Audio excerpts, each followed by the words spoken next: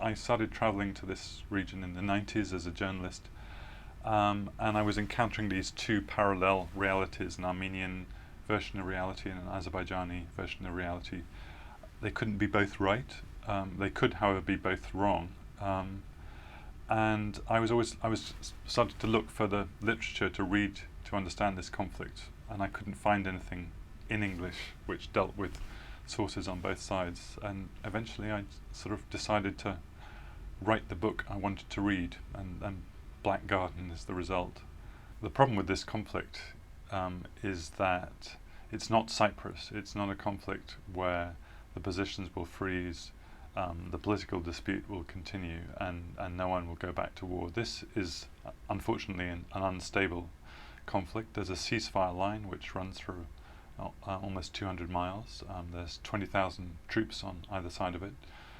Large parts of what's recognized as the international territory of Azerbaijan is still under Armenian control, and Azerbaijan, which is now a strong, rich oil state, is not going to recognize that.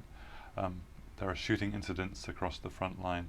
So this is a dispute which has every potential at some point in the future to re-erupt into a proper hot conflict, which is why I believe the term frozen conflict is rather misleading. I think the major change over the last 10 years has been the rise of Azerbaijan as a major oil and gas power due to the Caspian Sea energy resources.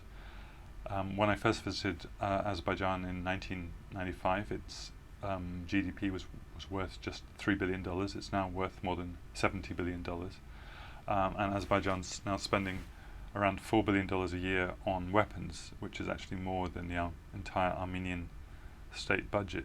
Now the government says this is not in order to go to war, this is just to kind of pressure the Armenians to kind of force them into an arms race they can't afford, to kind of win at the negotiating table. But of course the fear is that at some point this arms race, this military build-up becomes a self-fulfilling prophecy, even though everyone agrees that it would be crazy and dangerous to have a new war in the Caucasus.